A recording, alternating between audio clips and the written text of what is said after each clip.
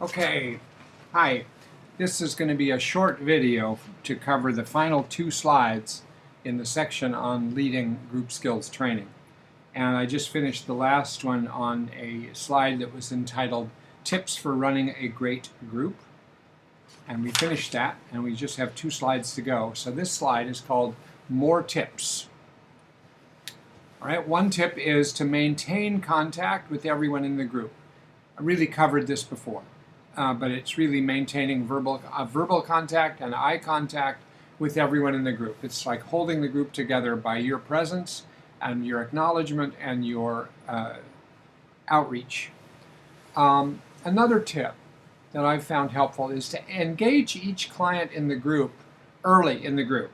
Don't let somebody sit back and you go around a rotation of asking people different things, doing homework review, teaching new skills to people. And leaving someone out because they're withdrawn. Always reach out and try to make contact with each person early in the group. It's like priming the group to all participate. Next one, reinforce any functional participation. Just be pleased, welcoming, warm, excited, whatever works with each patient. With their participation in the group. Just be always reinforcing that. Make sure that you don't just get too didactic for too long. Make sure you do practices, experiential exercises, demonstrations, examples, all those things that bring teaching to life. If you get didactic for very long, whatever it looks like, I guarantee you're losing some people. Last point on this, do not get into processing. Have you heard that before? This is a class. All right.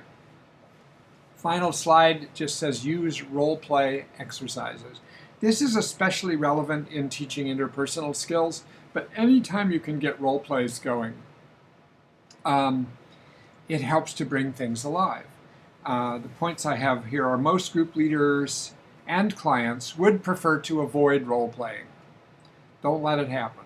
When a role play would be the way to try to bring something to life or to practice something, insist that it happen. And if people say, well, I don't do role plays, keep at it. Maybe someone will do a sort of an out loud version of, if I did a role play, here's what I would say. And it'll turn into a role play. Maybe someone will do a role play in their mind, that they just won't do it out loud with somebody else. Maybe they'd be willing to do one with you, but not with people in the group. But just make it clear this is really important. With role plays, some tips. Start simple.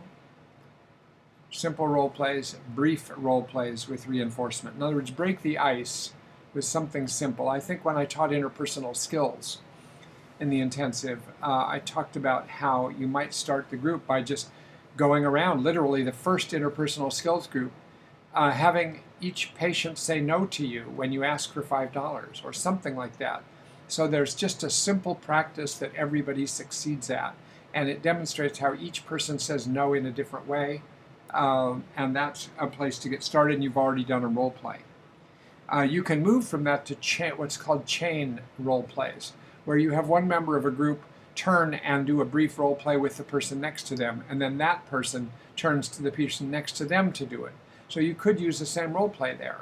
Okay, I want you to ask so-and-so for $5, then so-and-so says no, and then that person turns and asks the next person for $5, who says no. All right, those kind of things. Don't give up on anyone with role plays. That doesn't mean you'll succeed. But succeed just means that you stay at it as much as you can and try to get it to happen. Types of role plays. There's imaginal role plays where people can imagine a role play in their mind of what they would do and then tell you about it. There's brief informal role plays in which you just set up something for an encounter that just goes back and forth once or twice, sort of a brief setup role play. And then there's more elaborate setup role plays that are set up to mimic the situation in their real life where they're going to need to use the skill. It's especially in the interpersonal skills where you're trying to teach people how to ask for what they want or say no to somebody effectively, that you might set up a role play in which you need to get the details about the various the context and the person involved and how to do it in the right way. Okay? That is it. We have done it. We've covered group skills training. And please, when you arrive to part 2 of the intensive, come with any questions about this that you want, since you didn't get to be interacting with me while I taught it. Okay? Be well. Take care. Bye.